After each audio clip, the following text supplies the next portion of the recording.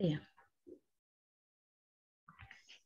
Bismillahirrahmanirrahim. Alhamdulillahirabbil alamin wa bihi nasta'in wa ala umurid dunya waddin.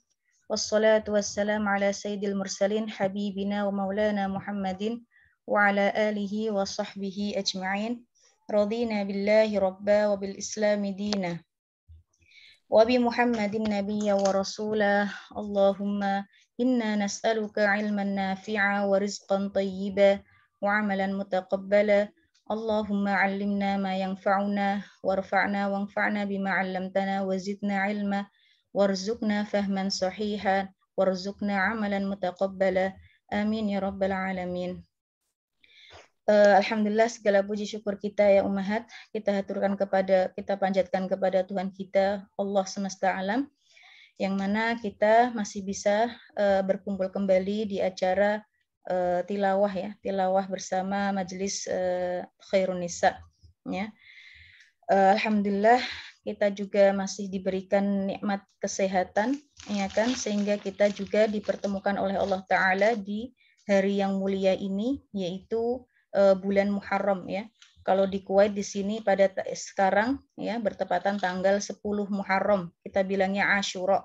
Asyarah itu 10 ya, tanggal 10 Muharram. Tapi di Indonesia masih tanggal 9 ya, 9 Muharram, Tasu'a ya. Ala kulli hal ya, bulan Muharram ini termasuk bulan yang dimuliakan oleh Allah, termasuk salah satu bulan yang 4 yang agung, Syahrul Hurum ya, bulan-bulan yang agung. Ya, alhamdulillah, dan kita ketahui semuanya bahwasanya keagungan atau keutamaan melakukan puasa Asyura ini, ya kan? Apa yang disabdakan oleh Rasulullah Shallallahu alaihi wasallam, "Yaum shaum Asyura ahtasibu 'ala Allah an yukaffira as-sanah allati qablah." Ya kan? Rasulullah Shallallahu alaihi wasallam bersabda bahwasanya puasa 10 bulan Muharram, ya, aku berharap kepada Allah, aku berdoa kepada Allah agar mengampuni ya dosa-dosa kita selama 1 tahun yang lalu. Tentunya ini adalah dosa-dosa kecil ya yang telah kita kerjakan pada tahun lalu. Semoga dengan menjalankan puasa di bulan ini, pada tanggal ini, pada hari ini, ya kan, dosa-dosa kecil yang kita kerjakan mendapat ampunan oleh Allah Subhanahu wa taala. Adapun dosa besar maka butuh taubat ya, butuh istighfar yang banyak, taubat dan minta ampun kepada Allah ya, dan berazam atau bertekad untuk tidak mengulangi dosa-dosa besar yang telah kita kerjakan. Umat sekalian dirahmati Allah Subhanahu wa taala, terima kasih juga telah memberikan saya kesempatan untuk menyampaikan sedikit materi ya pada pagi ini, insya Allah yang akan kita bahas bersama yaitu pengenalan tentang ilmu kaidah fikih ya, pengenalan ilmu kaidah fikih. Bagi yang sudah pernah mendengar kaidah fikih ya kan, maka materi ini mudah-mudahan bisa menjadi murojaah ya, mereview apa yang sudah dibahas atau yang sudah dipelajari. Adapun bagi yang baru pertama kali mendengar istilah kaidah fikih ya, atau mempelajari pengenalan ini, ilmu kaidah fikih, maka mudah-mudahan materi kali ini bisa memberikan manfaatnya. Ala kulli hal umat sekalian yang dirahmati Allah Subhanahu wa taala, kita bisa memulainya dengan membaca Bismillahirrahmanirrahim. Di sini ya yang akan kita bahas di sini kaidah fikih pengenalan saja. Maka simple dulu ya, namanya juga pengenalan ya, tentang al-qawaidu al-fiqhiyah ya, kaidah-kaidah fikih. Al-qawaidu itu jamak dari kaidah ya, kaidah-kaidah al-fiqhiyah yaitu fikih ya. Jadi di sini apa saja yang akan kita bahas ya, pelajari bersama di kaidah fikih ini.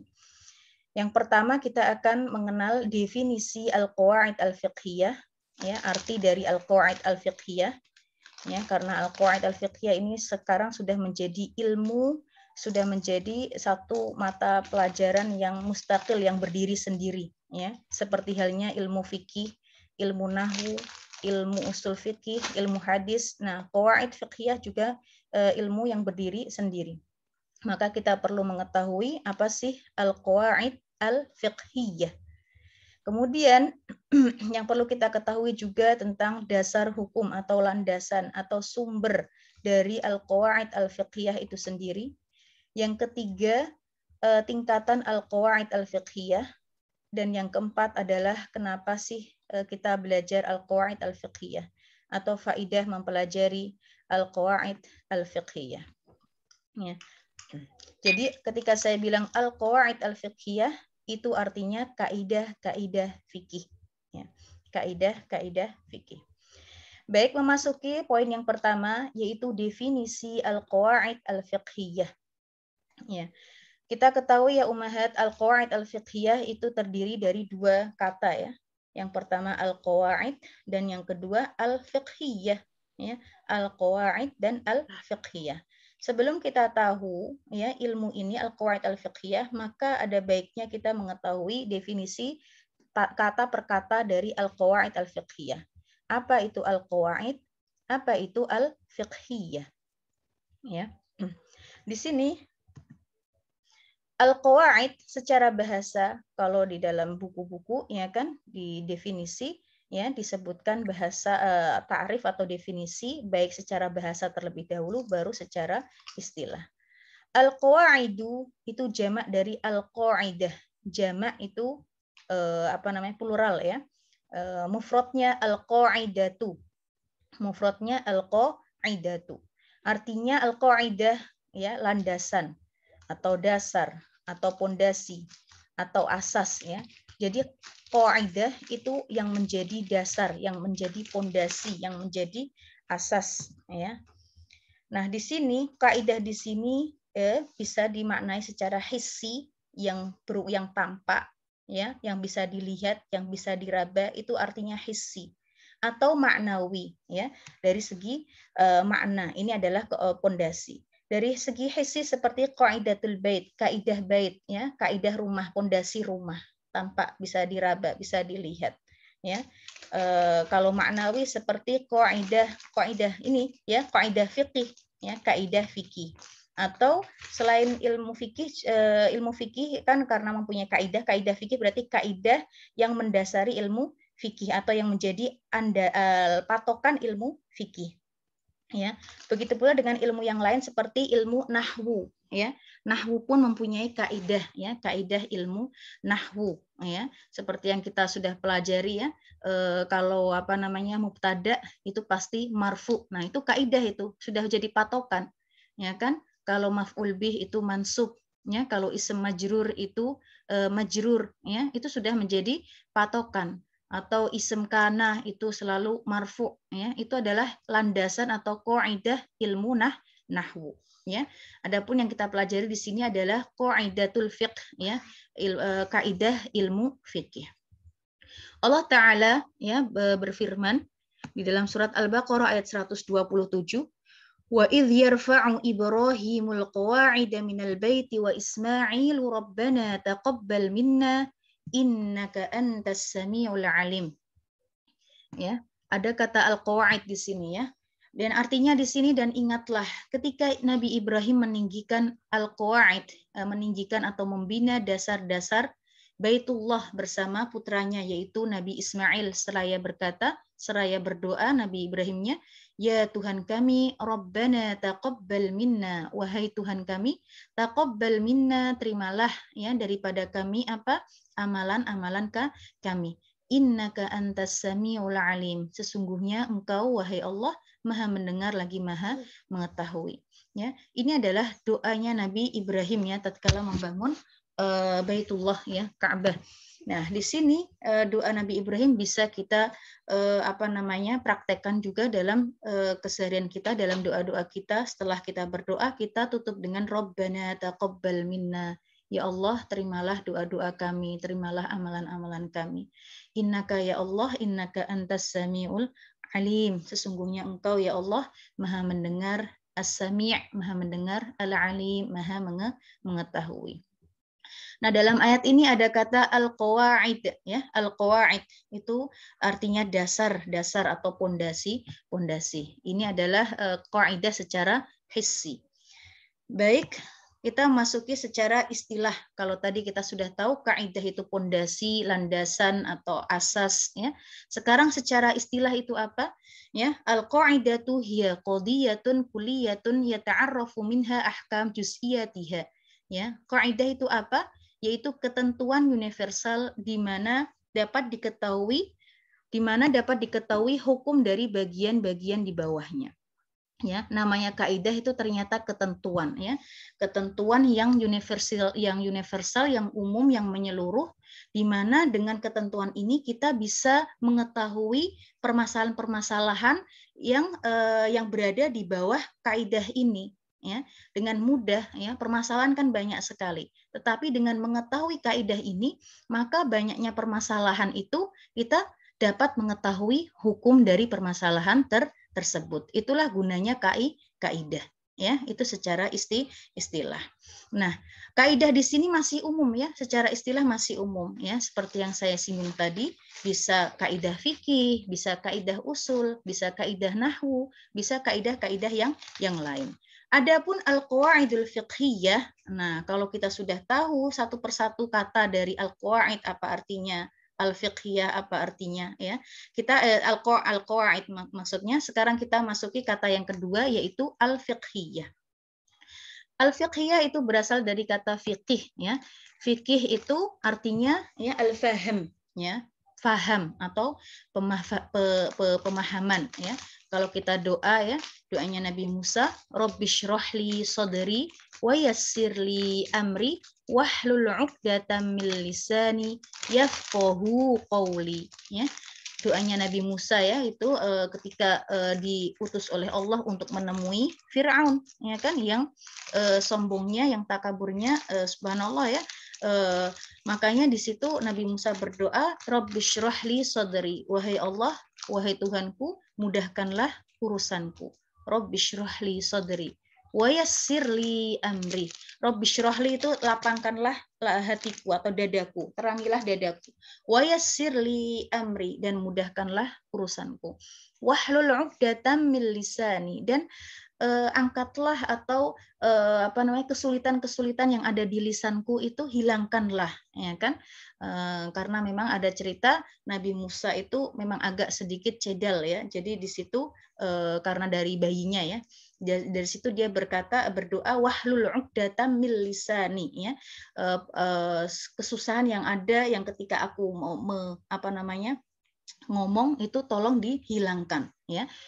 Wahlul 'uqdatam min lisani yafqahu qawli, agar mereka, ada kata fiqh, yafqahu qawli, agar mereka memahami perkataanku. Dari sini kita tahu bahwasanya kata al-fiqh itu artinya adalah al-faham, yaitu faham, ya. Itu doa juga bisa kita tikror, kita rutinkan atau kita ulang-ulang, ya, apalagi ketika kita mungkin bisa menyampaikan materi atau kita mau bertemu dengan seseorang yang kita anggap takut misalnya atau segani kayak gitu, ya, kita bisa berdoa Rabbishrahli sadri wa yassirli amri wahlul 'uqdatam min lisani yafqahu qawli. Tentunya tujuannya agar mereka yang kita ajak ngomong itu ngerti apa yang kita omongkan. Baik, adapun secara istilah al-fiqh, ya, itu adalah al-ilmu bil ahkam syar'iyyah al-amaliyah al-muktasabah min adillatiha at-tafsiliyah, ya. Jadi fikih ini, ya kan, ternyata adalah sebuah ilmu yang membahas tentang hukum-hukum syariat Islam yang sifatnya adalah amali, Dari sini kita tahu berarti fikih itu yang dibahas adalah yang perbuatan, yang kelihatan, ya. Jadi yang berkenaan dengan hati itu bukan ranahnya ilmu fikih, ya. Ketika Mbak Linda sholat, ya kan, dan saya melihat gerakannya, ya kan, dari awal dari takbiratul ihram sampai taslim benar, ya berarti sah, ya kan, karena yang dilihat dari ilmu fikih itu adalah fisiknya, amaliyah, perbuatannya.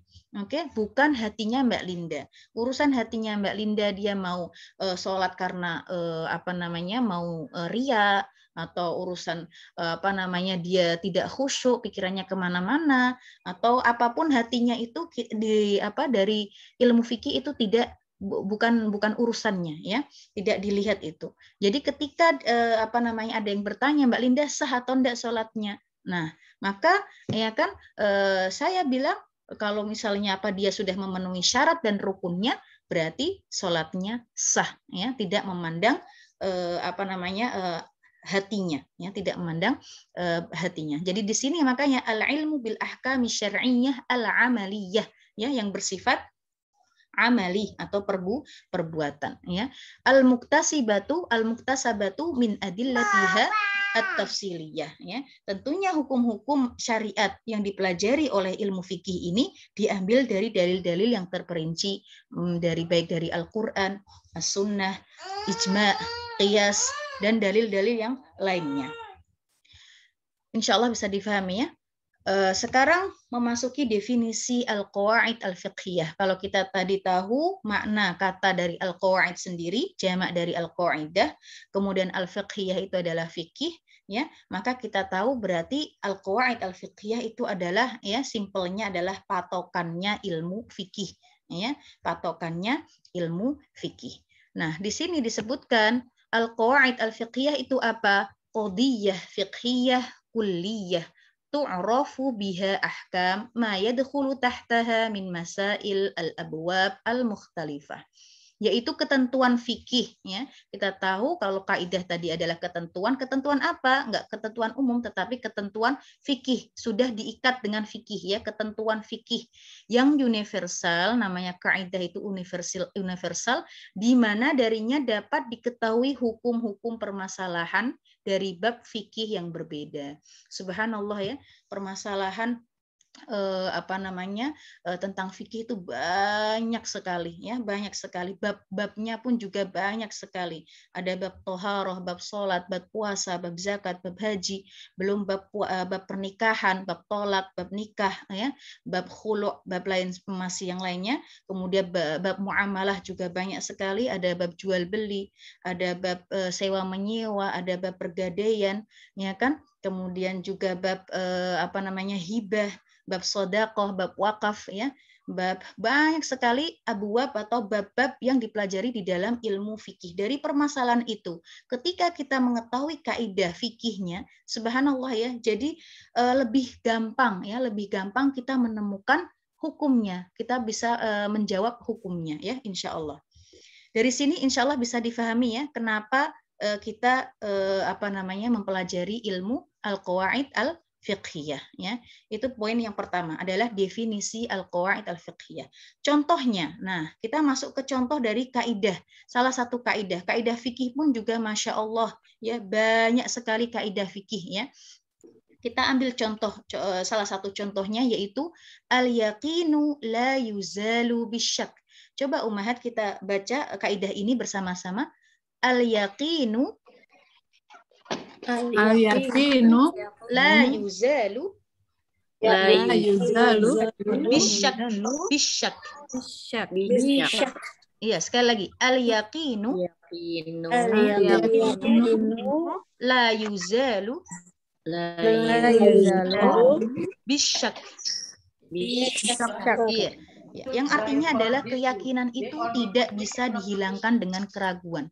Keyakinan, al-yakin, yakin, ya, yakin sekali, ya, la yuzalu bisyak, ya, tidak bisa dihapus atau diubah atau dihilangkan dengan asyak. Asyak itu ragu-ragu, ya, asyak itu ragu-ragu. Ini kaidah fikih yang pokok sekali. Nanti kita akan mengenal kaidah fikih dalam tingkatan kaidah fikih. Ada kaidah fikih kubro, ya, yang paling besar, kaidah fikih yang paling besar. Itu mayoritas ulama menghitungnya kaidah fikih yang paling besar adalah 5. Salah satunya ya ini, al-yaqinu la yuzalu bisyak, ya, keyakinan itu tidak bisa dihilangkan dengan keraguan. Nah, namanya kaidah kuliah kubro atau kaidah fikih yang terbesar ini, itu subhanallah, ya, cakupannya bab-bab banyak sekali, hampir menyeluruh, hampir seluruh bab fikih itu, ya, itu landasannya bab kaidah fikih yang terbesar ini, ya. Jadi kaidah ini ya bisa diterapkan dalam bab bersuci, bab hutang piutang, bab nikah, ya, dan bab-bab yang lainnya. Hampir seluruh bab dalam fikih kalau misalnya permasalahannya berkaitan bersesuaian dengan kaidah ini, maka bisa diambil hukum dari kaidah ini. Ya, contohnya, ya, saya kasih contoh ini, yakin, ya. Contoh yang pertama adalah masalah bersuci, ya, dalam masalah toharoh. Yakin tadi pagi sudah wudhu. Saya itu pagi ini keluar dari rumah yakin sekali sudah berwudhu. Kemudian sudah masuk duhur, ya kan, keluar ya kan ke rumah Mbak Kiki misalnya. Pas sudah sampai duhur, ya kan, terus saya ragu-ragu, ya kan, aku sudah ngentut apa belum ya? Aduh, udah ngentut belum. Tapi yakinnya adalah sudah wudhu. Nah, kaidah ini bisa dijadikan patokan, ya. Kaidah ini bisa dijadikan patokan. Maka hukumnya bagaimana? Karena yakinnya tadi sudah berwudhu, sudah dalam keadaan berwudhu, maka ya kan keraguannya itu dihilangkan. Keraguannya dihilangkan. Berarti saya harus berwudhu lagi atau enggak? Perlu atau enggak? Enggak perlu lagi. Oke, karena keyakinan tidak bisa dihilangkan dengan keraguan. Itu dalam masalah toharoh. Insya Allah bisa difahami ya. Kemudian juga masalah sholat ya, masalah sholat. Udah Allahu Akbar, udah rakaat pertama, rakaat kedua, pas rakaat ketiga, waduh ini rakaat keberapa ya Allah, lupa ya. Ini sudah ketiga atau keempat. Ya kan? Nah, di sini ngambil yang yakin, ya, ngambil yang dalam mazhab Syafi'i yang diambil adalah adat yang paling kecil, adat yang kecil, ya kan, itu adalah yang yakin. Berarti ya kalau tadi ragunya 4 atau 3, maka yakinnya adalah 3. Paham ya? Insya Allah ya. Dan kemudian dilanjut dengan sujud sahwi. Baik, contoh dari hutang piutang juga ini, yakin bahwa tahun kemarin saya punya hutang sama Mbak Arum, ya kan? Ini contoh ya, tapi saya nggak punya hutang ya. Yakin banget tahun kemarin pinjam Mbak Arum duit nih, ya kan? Tapi karena ada urusan sibuk, ya kan, sampai lupa sudah waktunya membayar. Nah, ya ragu sudah membayar atau belum ya, kayak gitu ya, saking sibuknya dan mungkin menunda-nunda bayarnya jadi lupa, akhirnya ragu-ragu sudah membayar atau enggak ya, ya. Karena yakinnya di sini adalah berhutang dan ragunya ini belum sudah membayar atau enggak, berarti kan di sini yang ragu antara membayar atau sudah membayar atau enggak. Nah, di sini maka dihukumi masih dalam keadaan berhutang. Ya, seperti itu, dan bisa diterapkan di bab-bab yang lain ya. Yang penting di sini al yaqinu la yuzalu bisyak, ya, keyakinan tidak bisa dihilangkan dengan keraguan ya. Yakin 100%, adapun keraguan itu di bawah 100%, ya, di bawah 50% bahkan, ya kan, ragu-ragu. Maka setiap yang ragu-ragu itu dihilangkan. Oleh karena itu ya, maka Rasulullah sabdanya ya, tinggalkan apa yang menjadi ragu-ragu di dalammu, ya kan? Suruh meninggalkan, pokoknya yang ragu-ragu tinggalkan, ya. Da' ma yaribuka ila ma la yaribuk, ya kan? Tinggalkan apa yang menjadi ragu-ragu bagimu ke mana? Ke ma la yaribuk, yang tidak ketidak ragu-raguan, ya. Insya Allah dari sini difahami ya. Kemudian ya, setelah poin yang pertama tadi definisi al-qawaid al-fiqhiyah kita ketahui, sekarang dasar hukum al-qawaid al-fiqhiyah, ya, sumbernya atau landasan ilmu qawaid fiqhiyah, ya. Saya sudah singgung tadi bahwasanya al-qawaid al-fiqhiyah sekarang sudah menjadi ilmu yang mustaqil, ilmu yang berdiri sendiri. Oleh karena itu karena al-qawaid fiqhiyah di sini juga termasuk ilmu yang syar'i, maka memiliki dasar hukum, memiliki landasan hukum, ya. Landasan hukum yang pertama yaitu apa?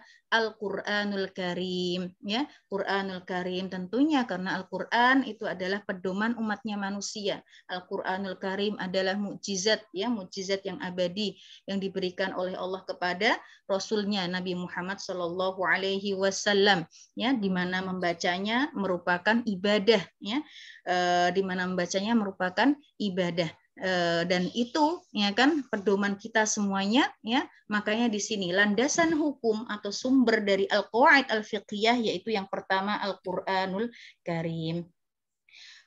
Firman Allah Ta'ala dalam surat Al-Baqarah ayat 185, yuridullahu bikumul yusra wala yuridu bikumul usra. Ya, Allah Ta'ala menghendaki kemudahan bagimu dan tidak menghendaki kesukaran bagimu. Ya, juga firman Allah Ta'ala, wa ma ja'ala 'alaikum fid dini min haraj.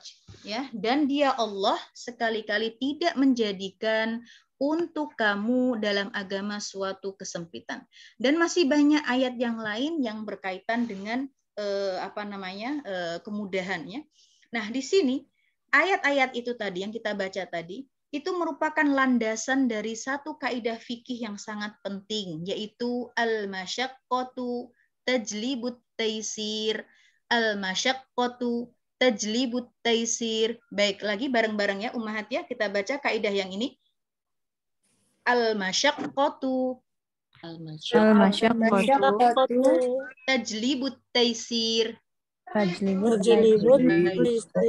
Oke, sekali lagi. Al-masyaqqatu tajlibut taisir. Kesulitan itu mendatangkan kemudahan ya. Al-masyaqqah itu kesusahan, kesulitan ya. Tajlibut taisir mendatangkan atau mengarahkan kepada kemudahan. Ya, kaidah ini adalah rangkuman dari ayat-ayat yang telah dikumpulkan oleh para mujtahid ya.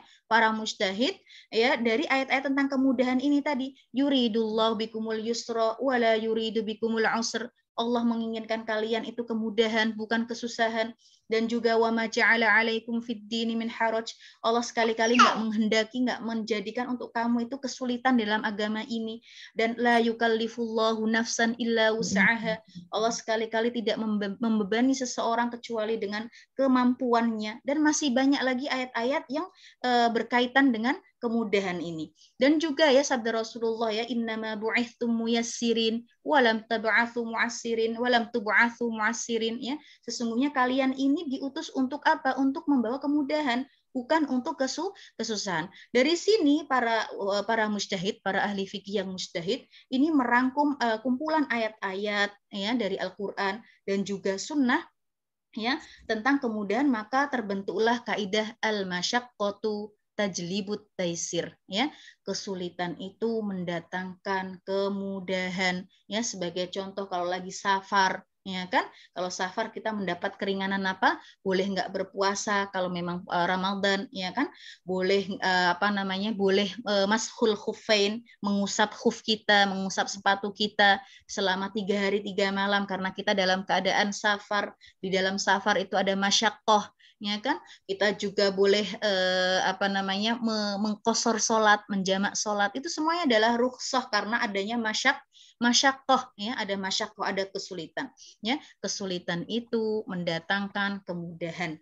Ini kaidah ini juga termasuk salah satu kaidah yang pokok ya. 5 kaidah yang pokok selain yang tadi al yaqinu la yazulu bisyak, juga ada al-masyaqqatu tajlibut taisir. Maksudnya kaidah yang pokok di sini, kaidah yang paling besar, maksudnya hampir semua bab yang ada dalam fikih, permasalahan bab yang ada dalam fikih itu bisa di bawahnya kaidah ini ya, al-masyaqqatu tajlibut taisir. Jadi kaidah ini bisa membahas ya, bisa dipakai di bab tadi sholat tadi, safar tadi, di bab puasa ya, di bab sholat ya, nggak bisa ini sakit semua kaki nggak bisa untuk berdiri ya, maka dengan duduk ya kan.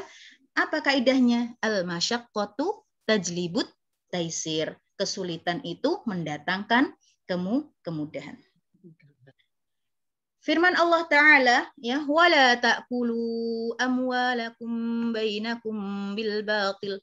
Dan janganlah sebagian kamu memakan harta sebagian yang lain di antara kamu dengan jalan yang batil. Ini adalah ayat berupa larangan. Larangan apa? Larangan tentang memakan harta-harta ya kan sesama dengan cara yang batil.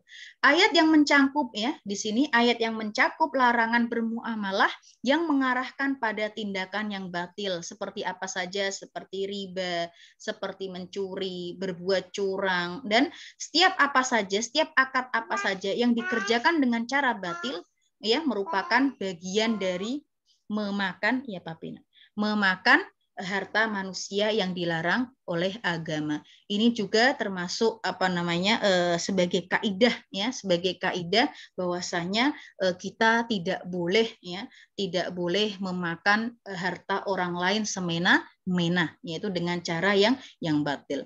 Kemudian juga firman Allah Ta'ala, ya ayyuhalladzina amanu aufu bil uqud.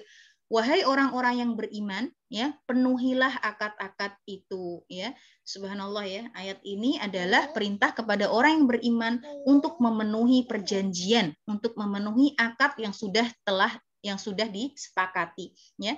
Ayat yang memerintahkan manusia agar memenuhi akad yang masyru'. Maksudnya akad yang masyru' itu akad yang tidak menyelisihi atau yang tidak menyelisihi syariat Islam, akad yang masyru', ya kan? Dan perjanjian yang telah disepakati bersama. Ketika telah menunaikan perjanjian, kesepakatan, maka wajib bagi manusia untuk memenuhinya.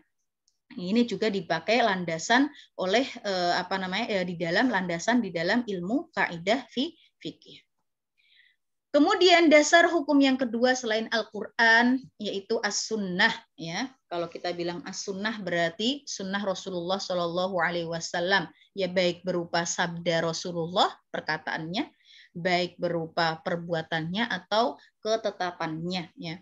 Di sini sabda Rasulullah Shallallahu Alaihi Wasallam yang berbunyi innamal a'malu binniyat wa innama likulli imri'in ma nawa ya. Ini hadis yang sangat sudah nggak asing lagi di telinga kita, bahwasanya sesungguhnya perbuatan itu tergantung pada niatnya, dan seseorang itu wa innama likulli imri'in ma nawa, dan seseorang itu diberi pahala sesuai dengan niatnya ya, sesuai dengan niatnya. Ini menjadi landasan ya, hadis ini menjadi landasan dari kaidah fikih yang sangat-sangat penting, yaitu apa? Al-umuru bimaqasidiha. Coba kita baca bersama Ummahat. Al-umuru bimaqasidiha. Lagi. Al-umuru bimaqasidiha. Ya. Semua perkara bergantung pada tujuannya. Sebentar Mbak Arum, Mbak Linda, ini saya diberi waktu sampai jam berapa? Sampai berapa menit lagi ya? Kok udah jam 12? Iya. Nggak apa-apa, Vina mau selesai sampai mana boleh? Kayaknya nggak apa-apa ya. Ibu-ibu nggak ada acara lain kan? Ummahat oke atau? Nggak apa-apa. Oh ya. Kalau ada yang perlu boleh live nggak apa-apa ya? Iya Mbak. Iya. Insya Allah. Baik, di sini ya, ini al-umuru bimaqasidiha. Kaidah ini juga salah satu dari 5 kaidah yang terbesar tadi. Selain al-masyaqqatu tajlibut taisir, juga al-yaqin la yazulu bisyak, juga ada al-umuru bimaqasidiha. Ya kan? Kaidah ini juga mencangkup hampir seluruh bab fikih yang ada ya. Semuanya itu bergantung pada tujuannya ya. Ini juga dilandasin dari kaidah ini dilandasi dari sabda Rasulullah ini, dan masih banyak sabda-sabda Rasulullah yang lainnya yang berkaitan tentang niat ya. La haula wala quwata illa billahil aliyyil.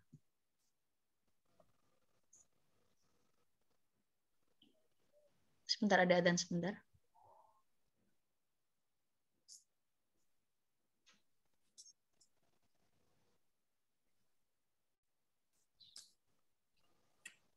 Allahu Akbar, Allahu Akbar.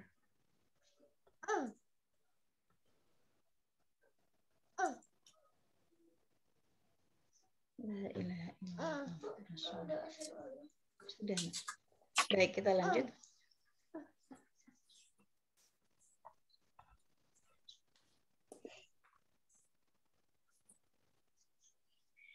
Begitu pula dengan sabda Rasulullah Shallallahu Alaihi Wasallam, la dororo wala diror, ya kan?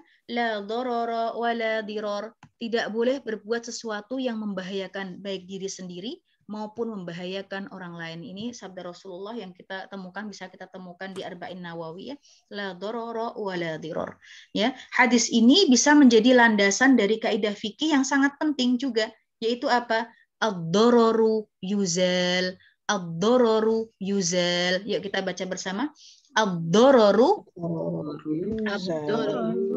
yuzal. Iya. Ad-dororu yuzal. Iya, kemudaratan itu harus dihilangkan. Jadi segala kemudaratan itu harus dimusnahkan, harus dihilangkan sebisa mungkin, ya. Ini landasan ini adalah kaidah fikih, ya kan, yang dilandasi oleh sabda Rasulullah Shallallahu Alaihi Wasallam, hadis la dororo wala diror.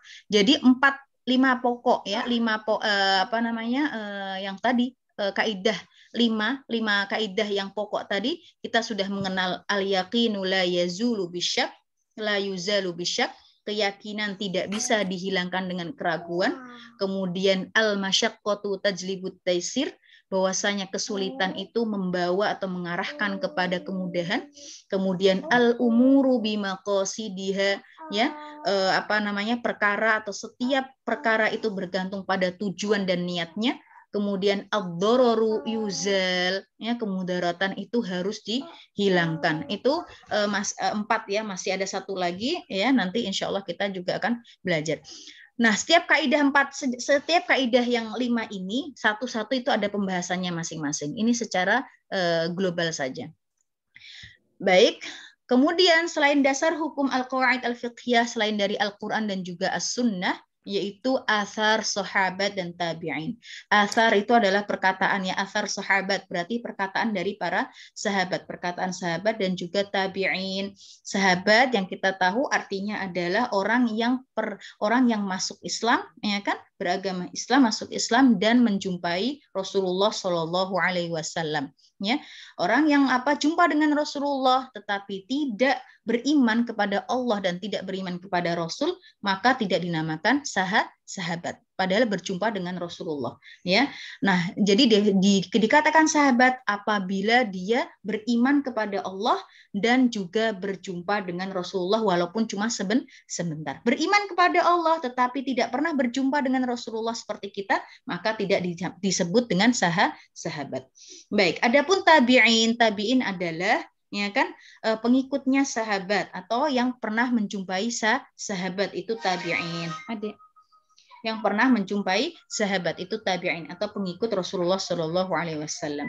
Ini juga dijadikan dasar hukum atau landasan al-qawaid al-fiqhiyah. Dikarenakan apa? Karena para sahabat dan tabi'in ini, subhanallah, ya, mereka sebagaimana yang disabdakan oleh Rasulullah, ya, khairun nas qarni, ya, bahwasanya sebaik-baik manusia adalah pada zamanku, pada masaku, tsummal ladzina yalunahum, dan juga setelahnya, masa setelahnya, yaitu para sahabat, para tabi'in, tsummal ladzina yalunahum, dan juga masa setelah tabi'in, yaitu pengikut tabi'in, ya. Di sini mereka adalah sebaik-baik masa, sebaik-baik zaman.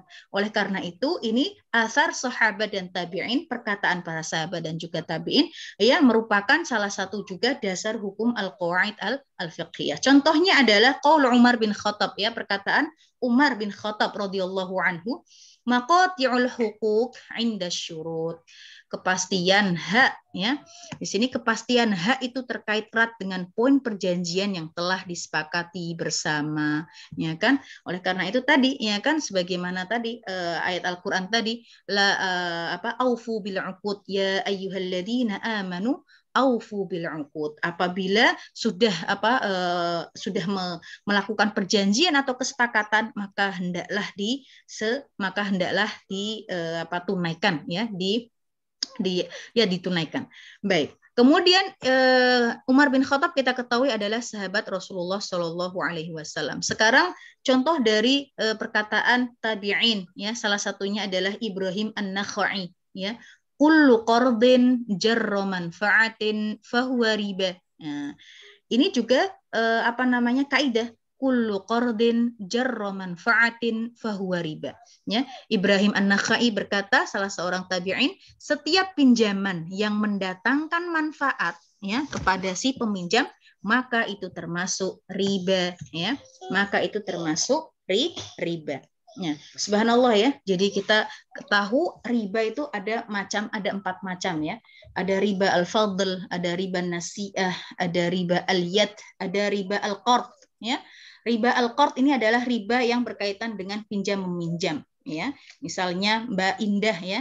Mbak Indah minjamin aku uang ya kan. Aku butuh uang nih Mbak Indah, pinjamin aku dong Mbak 100 kidi. Ya kan? Mbak Indah bilang ya, baik, tak pinjemin, tapi kembalinya nanti 120 ya. Nah, itu ya kan? Itu namanya riba ya, riba al-qard di sini. Ya, nggak boleh. Setiap pinjaman yang mendatangkan manfaat, maka itu termasuk riba. Nggak boleh itu ya. Kecuali kalau misalnya sudah saya tunaikan 100 kidinya tadi, terus saya mau ngasih hadiah ke Mbak Indah tanpa ada syarat apapun dari Mbak Indah sebelumnya, maka itu termasuk min bab ihsan ya, kebaikan, karena sudah baik hati kepada saya Mbak Indahnya, maka saya pengen kasih hadiah ya. Tadinya nggak ada syarat, tetapi kalau ada syarat sebelumnya ataupun nggak ada syarat tetapi sudah waktu jatuh tempo Mbak Indah nagih saya, Mbak Vin, ayolah 100 kidinya mana Mbak, gitu kan. Nah terus saya bilang, aduh Mbak, saya benar belum ada uang nih, lagi bokek nih. Lah nggak bisa kalau masih nanti lagi tambah hari lagi ini loh Mbak, berarti harus ada tambahan kayak gitu. Tadi nggak mensyaratkan di awal ya, tapi mensyaratkan di akhir, itu juga namanya riba ya, riba al-qard. Ya, jadi di sini kaidah ya yang dijadikan patokan juga adalah setiap pinjaman yang mendatangkan manfaat, maka itu termasuk riba.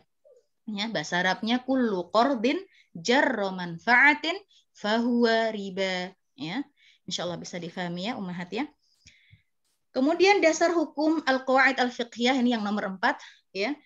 Selain tadi as-sunnah, kemudian Al-Qur'an, kemudian athar sahabat dan juga tabi'in, ya, yang keempat adalah al-ijtihad, yaitu ijtihad. Ijtihad itu ada apa? Ijtihad itu adalah proses penetapan hukum syariat dengan mencurahkan seluruh pikiran dan tenaga secara bersungguh-sungguh ya. Istifraghil wus'i wa istifragh wa badal wus'i ya. Istifraghil wus'i wa badal al-juhd ya. Jadi benar-benar mencurahkan seluruh tenaga untuk mengerjakan hal ini, perkara ini. Nah, tetapi dalam kasus ijtihad ini adalah untuk menetapkan syariat Islam. Tentunya nggak sembarang orang yang bisa berijtihad. Banyak syaratnya untuk bisa berijtihad ya, untuk bisa berijtihad. Nah, orang yang berijtihad itu dinamakan mujtahid. Orang yang berijtihad itu dinamakan mujtahid ya. Mujtahid ini juga Masya Allah ya mempunyai tingkatan ya, ada mujtahid mutlak, mujtahid madhab, mujtahid dan lainnya. Bab ijtihad sendiri ini ya, ini Masya Allah ya, ada satu buku sendiri ya ngomong tentang ijtihadnya. Ini kita nggak membahas ijtihadnya, tetapi membahas bahwasanya al-qawaid al-fiqhiyah ya, salah satu sumber atau landasan dari ilmu ini yaitu al-ijtihad, yaitu ijtihadnya para ulama fikih ya, para ulama fikih yang sudah yang sudah memenuhi persyaratan untuk menjadi mujtahid ya. Kalau belajar fikih saja masih belum bisa dikatakan mujtahid ya, belum bisa, jauh sekali ya, persyaratannya banyak ya. Kemudian contohnya yang sudah kita singgung tadi dari kaidah-kaidah fikih sebelumnya, al-masyaqqatu tajlibut taisir, al-umuru bimaqasidiha, ad-dararu yuzal ya kan, kemudian al-yaqinu la yuzalu bisyak. Itu semua kaidah fikih yang dirangkum oleh para ulama mujtahid ya, yang tentunya mereka ngambilnya adalah setelah mereka berijtihad, setelah mereka mengumpulkan semua ayat-ayat Al-Qur'an ya, permasalahan-permasalahan fikih ya, sehingga dengan proses yang lama, proses yang benar-benar sudah menguras seluruh pikiran dan tenaga, terbentuklah terbentuklah kaidah ya, terbentuklah kaidah-kaidah yang kita rasakan sekarang manfaatnya. Subhanallah ya. Kalau nggak ada mereka ya, kalau nggak ada istihadnya mereka ya, kita mungkin masih ragu-ragu, belum mengerti apa hukumnya ya. Jadi subhanallah ya, apa namanya, amalan mereka itu istihad mereka itu kita rasakan sekarang ya, subhanallah ya. Al-masyaqqatu tajlibut taisir. Ini diambil dari kumpulan-kumpulan ayat Al-Qur'an dan juga as-sunnah tentang kemudahan. Begitu pula dengan al-umuru bimaqasidiha.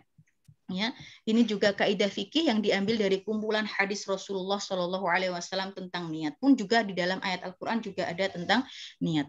Baik. Kemudian kaidah juga al-aslu fil kalamil haqiqah. Ya, asal dalam perkataan itu adalah hakikat ya.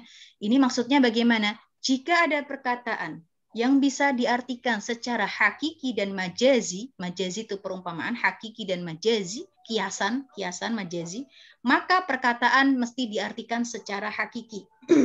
Nah, ini juga kaidah fikih yang diambil dari prinsip bahasa Arab, dari mabadi al-lughah al-arabiyyah. Jadi para mujtahid ini ketika merangkum kaidah itu nggak hanya dari Al-Qur'an dan As-Sunnah ya. Mereka bisa mempelajari lughah bahasa Arab ya, bahasa Arab dan lain sebagainya. Banyak sekali cara mereka ya ketika mereka mau merangkum kaidah fikih. Ya, bisa difahami ya insyaallah ya. Kemudian para fuqaha, nah di sini para fuqaha melakukan istiqra. Istiqra itu apa? Yaitu menganalisa dengan cara mengumpulkan permasalahan-permasalahan fikih, kemudian dari permasalahan tersebut yang mempunyai hukum yang sama itu dijadikan satu hingga kemudian terbentuklah kaidah-kaidah fikih. Itu juga salah satu cara para fuqaha dalam berijtihad, yaitu dengan istiqra, menganalisis ya. Banyak sekali permasalahan di dalam fikih itu kemudian dikumpulkan, diteliti satu persatu, terus hukum-hukum yang sama itu dijadikan satu ya, hingga terbentuklah kaidah fikih. Contohnya ya. Ini ada contoh. Maka tahiron jaza bai'uhu wa ma lam yakun tahiron lam yajuz bai'uhu. Ini juga kaidah fikih ya. Apa ya, setiap benda, setiap apa saja yang suci boleh dijadikan objek transaksi ya. Maka sebaliknya yang enggak suci maka tidak boleh dijadikan benda atau objek transaksi jual beli ya. Dalam mazhab Syafi'i kita mengenal macam-macam najis ya. Kalau najis itu berarti kan lawan kata tohir. Nah, sesuatu yang najis itu enggak boleh dijadikan objek transaksi ya kan, enggak boleh. Bangkai misalnya, bangkai itu enggak boleh dijual ya. Kita ngikuti kaidah ini, kaidah yang sudah dirangkum oleh para mujtahid. Maka tohiron ya, sesuatu yang tohir maka boleh dijadikan transaksi. Sebaliknya, malam yakun tohiron lam yajuz bai'uhu. Kalau yang enggak suci maka tidak boleh dijadikan jual beli atau objek transaksi ya. Sesuatu yang najis, sesuatu ya seperti maitah tadi, bangkai, atau hal-hal yang lain yang tidak suci, yang enggak suci ya, kebalikan dari tohir tadi itu, maka tidak boleh dijadikan objek transaksi. Nah, kaidah ini berasal dari berbagai permasalahan yang memiliki hukum yang sama. Di antaranya adalah apa? Larangan untuk menjual kotoran ya, kotoran ternak ya, karena kotoran ternak ini najis ya dalam mazhab Syafi'i. Kemudian khamr, bangkai, sesuatu yang najis yang lainnya, macam-macam najis banyak sekali, dan berbagai benda lain yang tidak suci ya. Semua permasalahan-permasalahan itu dikumpulkan sama para fuqaha mujtahid ya kan, diambil hukum yang sama di sini, kemudian dijadikan satu kaidah yang berbunyi maka tohiron jaza bai'uhu wa ma lam yakun tohiron lam yajuz bai'uhu. Sampai sini insyaallah bisa difahami ya Ummahat ya? Ya, baik. Allah. Kemudian salah satu ulama mujtahid yang perkataannya juga dijadikan sumber kaidah fikih, ya, salah satunya adalah Imam Ahmad bin Hambal, ya, subhanallah, ya.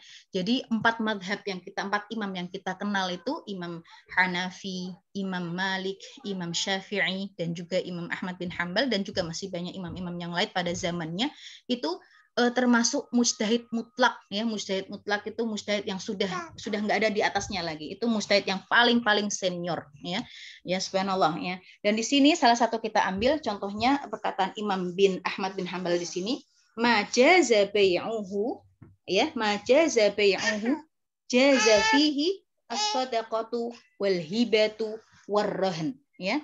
Apa yang boleh dijadikan objek jual beli? Ya, kalau tadi objek jual beli harus apa? Harus suci, ya. Objek jual beli tadi harus suci. Maka ketika boleh dijadikan objek jual beli, maka boleh dijadikan sebagai objek sedekah, hibah, gadai, ya kan? Ya, subhanallah, ya. Jadi sesuatu yang najis sudah nggak boleh dibuat, nggak boleh dijualkan, nggak boleh diperjualbelikan. Nah, maka begitu pula dengan sedekah. Kalau nggak boleh dijual belikan, maka nggak boleh disedekahkan, nggak boleh juga dihibahkan, dan nggak boleh juga dijadikan sebagai barang gadai. Ya, insya Allah mafhum, ya. Nah, ini kaidah yang perkataan Imam Ahmad bin Hambal dijadikan kaidah oleh para ulama. Baik. Setelah kita mengetahui definisi al-qawaid al-fiqhiyah, kita mengetahui sumber landasan hukum dari ilmu al-qawaid fiqhiyah, kita akan membahas sekarang tingkatan al-qawaid al-fiqhiyah. Tingkatan al-qawaid al-fiqhiyah. Di sini, ya, subhanallah, ya, al-qawaid al-fiqhiyah mempunyai 3 tingkatan, ya. 3 tingkatan. Yang pertama adalah al-qawaidul kulliyah al-kubra, kaidah fikih yang terbesar, ya. Yang di sini mayoritas ulama mengambil kaidah fikih yang terbesar itu 5. Ya, maka disebut juga dengan al-qawaidul fiqhiyah al-khamsah. 5 kaidah fikih yang utama. Yang 4 tadi kita sudah tahu, ya. Yang satunya lagi nanti kita juga akan tahu. Karena jumlahnya ada 5, kelima kaidah ini dinamakan sebagai kaidah kubro. Kubro itu besar sekali, atau kaidah besar karena beberapa hal. Alasannya, yang pertama, kaidah ini diberlakukan pada hampir seluruh bab-bab fikih, ya. Kenapa dinamakan kubro? Karena hampir seluruh bab-bab fikih, ya, dari bab toharoh sampai bab yang lainnya itu bisa memakai kaidah kelima ini, kaidah 5 ini, ya. Berbeda dengan kaidah-kaidah yang lainnya, yang terkadang hanya berkaitan dengan bab toharoh saja, atau bab muamalah saja, atau bab-bab tertentu, ya. Kita telah singgung tadi yang awal pertemuan kita, bahwasanya bab atau kaidah fikih itu subhanallah banyak sekali, ya. Tetapi nggak semuanya satu tingkatan, nggak semuanya satu level. Ada kaidah yang hanya khusus pada bab jual beli saja. Ada kaidah yang khusus pada bab bersuci saja, ya. Atau ada kaidah yang khusus untuk beberapa bab saja, nggak hampir menyeluruh, ya. Kalau menyeluruh bab-bab fikih, maka dinamakan kaidah kubro. Dinamakan kaidah kubro. Nah, kemudian alasan yang kedua, 5 kaidah ini disepakati oleh madhab yang 4, ya, Imam Hanafi, Imam Maliki, Imam Syafi'i, Imam Hambali, ini sepakat dengan 5 kaidah ini. Berarti selain 5 kaidah ini, ada kaidah yang dipakai oleh madhab Maliki, tetapi nggak dipakai oleh madhab Syafi'i. Ada kaidah yang dipakai madhab Ahmad bin Hambal, tetapi nggak dipakai Imam Maliki, dan sebagainya, dan seterusnya, ya. Mereka semua menggunakan 5 kaidah ini untuk apa? Untuk menyimpulkan masalah-masalah fikih apabila ditinjau dari madhab mereka masing-masing. Ini makanya kenapa dinamakan kaidah kubro. Nah, subhanallah, 5 kaidah ini alasan yang ketiga. 5 kaidah ini masing-masing mengandung banyak kaidah turunan di bawahnya, ya. Dinamakan kubro juga. Ternyata dari 5 kaidah ini, masing-masing kaidah itu mempunyai banyak turunan kaidah. Banyak sekali turunan kaidahnya. Makanya dinamakan induk kaidah atau pokok kaidah. Maka di sini saya pengen mengajak ummahat semuanya untuk mengetahui paling tidak 5 kaidah terbesar ini tuh apa saja. Bisa difahami, ya, insya Allah, ya. Nah, di sini 5 kaidah fikih terbesar itu apa saja ummahat? Ya, yang pertama tadi al-umuru bimaqasidiha. Ya, perkara itu bergantung pada niatnya atau bergantung pada tujuannya. Kemudian kaidah yang kedua, al-yaqinu la yuzalu bisyak. Keyakinan itu tidak bisa dihilangkan dengan keraguan. Yang ketiga, al-masyaqqatu tajlibut taisir. Kesulitan itu mendatangkan kemudahan. Ad-dararu yuzal, kemudaratan itu harus dihilangkan. Dan yang kelima adalah al-adatu muhakkamah. Adat itu bisa diterima sebagai sandaran hukum. Ini masing-masing kaidah ini punya pembahasannya masing-masing, punya banyak turunan kaidah yang perlu kita pelajari bersama-sama. Insya Allah kalau ada kesempatan ya kita bahas satu per satu. Ya, tapi ini kaidah ini 5 kaidah ini penting sekali untuk kita ketahui ya, untuk kita ketahui.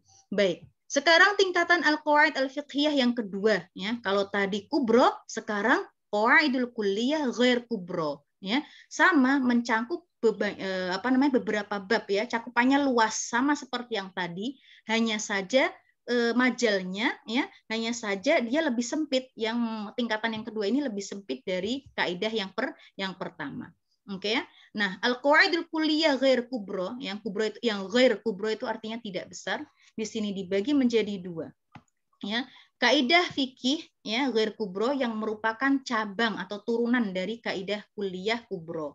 Nah, di sini bagian tingkatan yang kedua ini mempunyai 2 bagian. Bagian yang pertama, kaidah fikih ini merupakan turunan dari kaidah yang pertama tadi. Contoh, ya seperti kaidah ad-darurat tubihul mahdurat.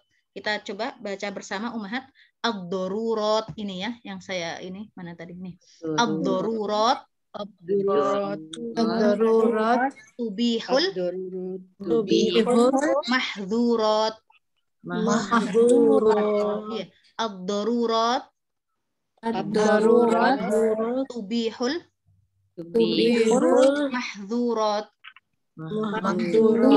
Artinya keadaan yang darurat itu membolehkan apa yang dilarang. Ya, keadaan yang darurat itu membolehkan apa yang dilarang. Ini kaidah kulliyah ghair kubro. Ya, karena ini merupakan turunan dari kaidah al-masyaqqatu tajlibut taisir. Kesukaran itu membawa atau mengarahkan kepada kemudahan. Mempunyai turunan kaidah, salah satunya mempunyai banyak turunan kaidah, salah satunya adalah ad-darurat tubihul mahdurat. Keadaan yang darurat membolehkan apa yang dilarang. Contoh, ya, nggak ada makanan sama sekali, kita tersasar di hutan selama berhari-hari, makanan habis, ya persediaan habis, sudah nggak bisa apa yang dimakan sudah nggak ada, ya kan? Kemudian kita sudah lapar sekali, ya sudah lapar sekali, hanya ada babi, ya misalnya, atau bangkai babi. Kita tahu bangkai babi itu haram hukumnya, haram untuk dimakan, ya. Tetapi dalam keadaan yang sangat mendesak, ya, maka kita boleh memakan bangkai tersebut, daging itu, ya, bisa boleh memakan daging itu. Bahkan diwajibkan, ya, karena kita mau mati. Kalau mau mati sudah, maka kita wajib untuk memakannya, ya. Tetapi ya sekedar bisa menghilangkan rasa lapar kita, ya. Enggak terus menikmati, enggak, ya. Kalau sudah hilang rasa lapar, udah, sekiranya sudah, ya. Itu ya contoh dari kaidah ad-darurat tubihul mahdurat. Bisa difahami ya? Untuk kaidah yang bagian yang kedua dari kaidah kulliyah ghair kubro, yaitu ya ini nggak merupakan cabang, nggak merupakan turunan dari kaidah kubro, nggak merupakan turunan dari kaidah yang pertama, ya. Kaidah fikih ini hanya memuat beberapa bab saja, ya, tetapi nggak ada induknya. Jadi ini berdiri sendiri. Kaidah fikih yang berdiri sendiri. Seperti apa? Tasarruful imam 'ala ar-ra'iyah manutun bil maslahah. Ya, kebijakan atau tindakan seorang pemimpin. Tindakan seorang pemimpin, tasarruf itu tindakan seorang pemimpin terhadap rakyatnya, ala ra'iyah. Ra'iyah itu adalah rakyat diambil dari bahasa Arab ra'iyah, rakyat, ya, ra'iyah. Manutun bil maslahah, bergantung pada kemaslahatan, ya. Jadi setiap kebijakan yang membawa pada maslahat dan manfaat bagi rakyat, Itulah seharusnya yang harus dikerjakan oleh para pemimpin. Itulah seharusnya yang harus diorganisir, yang harus dilaksanakan, yang harus direncanakan, dan lain sebagainya. Yang mendatangkan manfaat dan maslahah bagi rakyat, itulah yang seharusnya menjadi titik fokus para pemimpin. Ini berlaku nggak hanya para pemimpin saja, presiden saja, para pemimpin saja, enggak. Berlaku juga pada bab pernikahan seorang laki-laki, suami, ya kan, ini harus juga tindakannya itu harus yang membawa maslahat dan membawa kemanfaatan bagi keluarganya, ya kan, seorang imam sholat juga, ya. Jadi makanya di sini dinamakan kaidah kuliah, tetapi di bawah tingkatan yang pertama, hanya mencakup beberapa bab saja, tidak menyeluruh, ya, tidak menyeluruh bab-bab fikih, tetapi ini berdiri sendiri karena tidak mempunyai induk kaidah ini. Bisa difahami ya, insya Allah ya Ummahat? Ya. Kemudian tingkatan yang ketiga, ya, kalau tadi tingkatan kaidah kuliah kubro, kemudian yang kedua tingkatan kaidah ghair kubro, ya, kita tahu perbedaan kedua itu. Dan yang ketiga, tingkatan yang ketiga adalah ad-dhabit al-fiqhi. Dhabit al-fiqhi, kaidah fikih yang khusus untuk satu bab fikih saja, atau bahkan sebagian dari bab itu, sebagian dari satu bab itu, ya. Jadi tidak beberapa, tidak dua bab, tidak tiga bab, tetapi satu bab fikih saja atau bahkan sebagian dari satu bab itu. Itu dinamakan dhabit, ya. Dhabit. Kalau kita belajar fikih kita akan mengenal bilangnya dhabit. Nah, dhabit ini ya kan di bawahnya kaidah, ya sama, kaidah juga, tetapi cakupannya hanya satu bab saja. Seperti apa? Ya, seperti kullu ma jaza bai'uhu jaza hibatuhu. Tadi kan ucapannya Imam Ahmad bin Hambal, ya, setiap apa yang boleh dijadikan objek jual beli maka boleh dijadikan sedekah, hibah, dan juga gadai. Nah, ini dia rangkum, ya, diambil lagi oleh para ulama untuk dijadikan kaidah. Satu, kullu ma jaza bai'uhu jaza hibatuhu. Setiap apa yang boleh dijadikan objek jual beli maka boleh dihibahkan, maka boleh dihibahkan. Ini kaidah hanya berlaku pada bab hibah saja. Oke, ya, kaidah berlaku bagi bab hibah saja, ya. Kita di fikih akan tahu ada namanya bab hibah, ya. Atau juga kullu ma jaza bai'uhu jaza rahnuhu.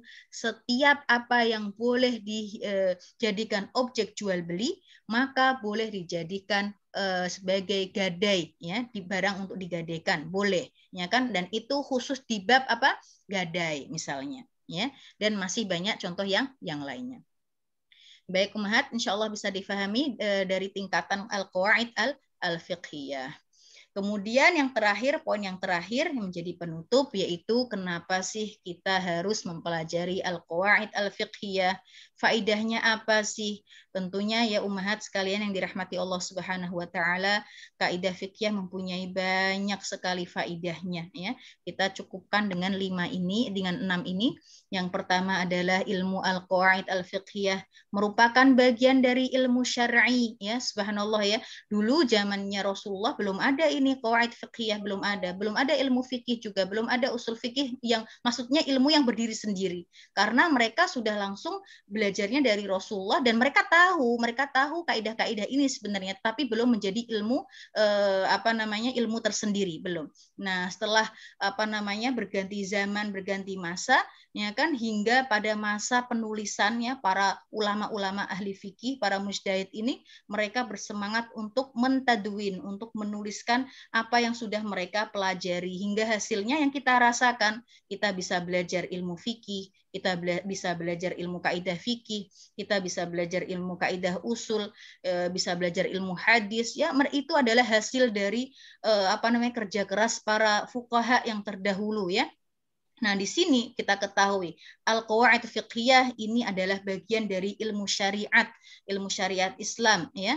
Kalau sudah menjadi bagian dari ilmu syariat, maka apabila mempelajarinya, maka termasuk bentuk dari ibadah kepada Allah Subhanahu wa taala. Kalau sudah menjadi bentuk ibadah kepada Allah Subhanahu wa taala, maka kita mendapat pahalanya. Oleh karena itu juga apa yang dikatakan oleh Rasulullah, ya, bahwasanya orang yang alim itu lebih lebih afdol, ya, orang yang mengetahui tentang ilmu syar'i itu lebih bagus, lebih utama, ya, daripada yang beribadah saja tetapi tidak mempunyai ilmunya. Maka diumpamakan oleh Rasulullah, ya kan, bahwasanya orang yang alim, ya, dengan ilmu, ya, dengan abid yang beribadah saja itu seperti qamar, ya, seperti bulan dari berbagai dari banyaknya bintang, dari banyaknya planet-planet, ya. Qamar itu, ya kan, subhanallah, yang paling bercahaya sendiri kalau kita kita lihat dari bumi, ya kan, lebih bercahaya sendiri dan lebih membawa manfaatnya. Itulah perumpamaan al-alim dari al-abid. Oleh karena itu, umat sekalian yang dirahmati Allah, kita sebisa mungkin, ya, sebisa mungkin banyak-banyak mempelajari ilmu agama, ya. Nah, faedah yang pertama kita sudah ketahui. Kemudian faedah yang kedua, ilmu al-qawaid al-fiqhiyah itu membantu thalibul ilmi. Thalibul ilmi itu adalah penimba ilmu yang mencari ilmu agama tentunya dalam menyelesaikan permasalahan fikih yang masih rancu. Ya kayak tadi, ya kan? Kita tadi was-was tadi, ragu-ragu tadi, ini sudah kentut apa belum? Ya Allah, aku lupa. Nah, kayak gitu kan? Kita kan kalau nggak tahu kaidahnya, ya kan? Kalau nggak tahu kaidahnya kita bingung, ya kan, kita bingung. Terus ada rokaat juga tadi itu kalau lagi sholat kita lupa. Nah, kalau kita nggak belajar ilmu fikih, kita nggak tahu ini mau ngapain, ya kan, kita nggak tahu, atau ngelakuin aja tapi nggak ada ilmunya, ya. Atau misalnya ini ada dua benda, ada dua barang ini, atau kita menemui di suatu tempat, mendatangi tempat terus kita mau duduk, ya kan, atau kita menemukan bejana yang ada airnya.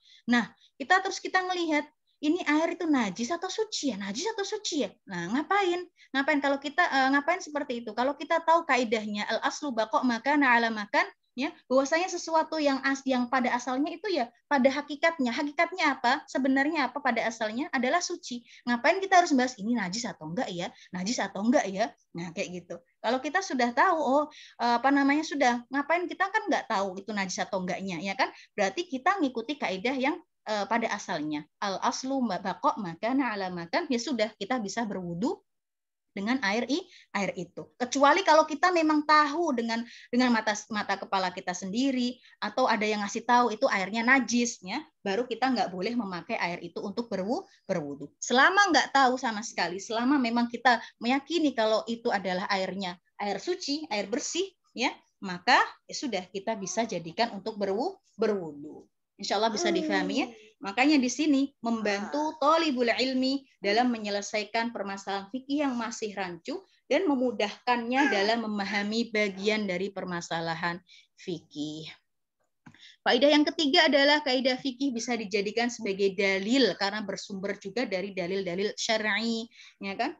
Dengan mudah sekali kita bisa, kalau menemukan permasalahan baru, permasalahan yang belum kita ketahui hukumnya, dengan mengetahui kaidah fikih yang telah kita pelajari, insya Allah kita dengan mudah, ya, kita bisa dengan mudah mengambil hukum dari suatu permasalahan itu, ya, dan bisa kita jadikan patokan. Karena apa? Ya karena awal tadi landasan dari ilmu qawaid fiqhiyah ini adalah bersumber dari Al-Qur'an, dari sunnah, ya, dari athar sahabah, dan dari ijtihad para ulama mujtahid. Ya, kemudian, ya, al-qawaid al-fiqhiyah merupakan atau merangkum cabang-cabang permasalahan fikih di bawah naungan satu kaidah.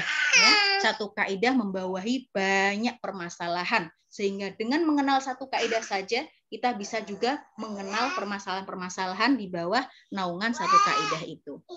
Kemudian ilmu kaidah fikih membantu para qadhi. Qadhi itu pemimpin yang hakim, juga para mufti yang berfatwa untuk menyelesaikan berbagai masalah terkini. Ya Allah, permasalahan terkini itu banyak sekali. Sementara Rasulullah sudah nggak ada, para sahabat sudah nggak ada.